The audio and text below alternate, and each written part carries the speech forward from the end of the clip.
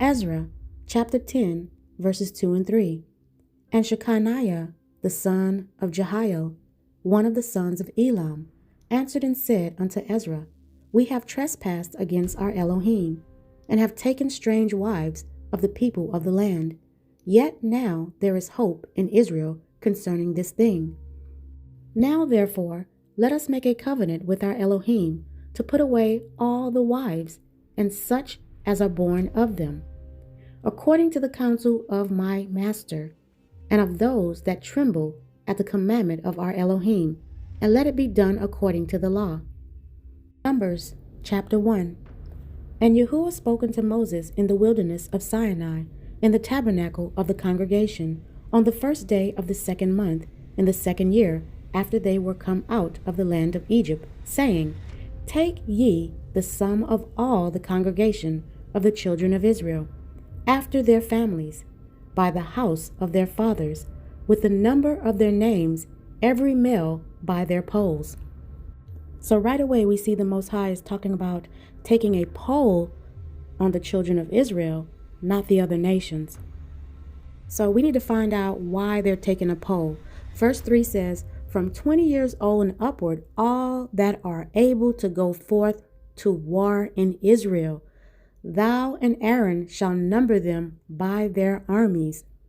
So they're trying to figure out where the young men 20 years and upward, what tribe they would go to fight in a war. Okay, so let's keep reading. And with you there shall be a man of every tribe, every one head of the house of his fathers. And these are the names of the men that shall stand with you of the tribe of Reuben, Elizur, the son of Shadir. Okay, so we're going to skip verse 6 through 15 because these are just all the names that they're going over. They were going over all of the names of the people in the Hebrew households. So let's go down to 16 where it says, These were the renown of the congregation, princes of the tribes of their fathers, heads of thousands in Israel. Okay, so verse 17 says, And Moses and Aaron took these men, which are expressed by their names. Now, I'm going to go to my last video that I uploaded, and I'm going to insert the part where I talked about verse 18.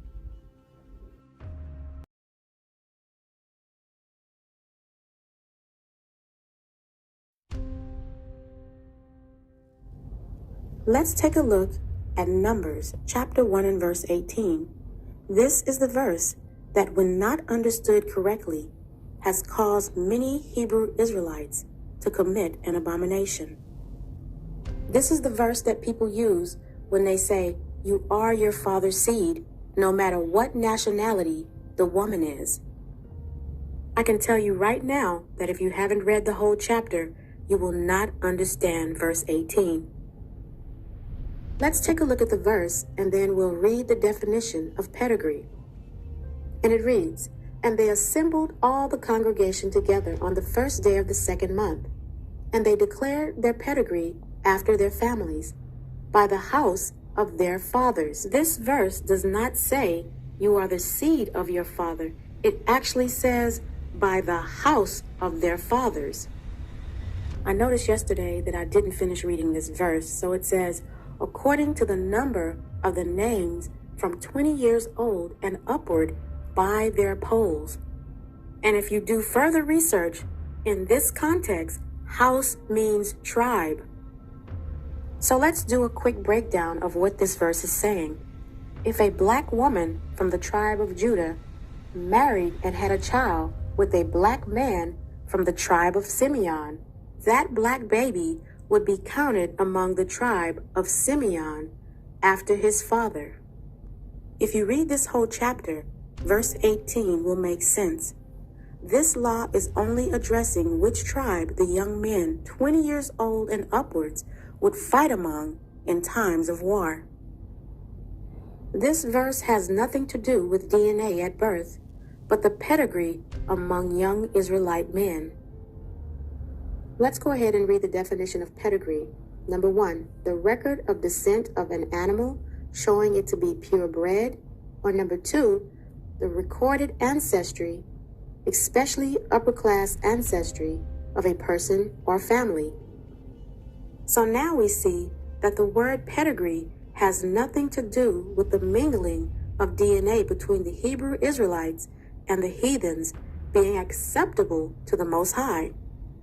I hope that this message have been edifying to your spirits, and I hope this kind of prompt you to go and do your own research on all the lies that we have been told.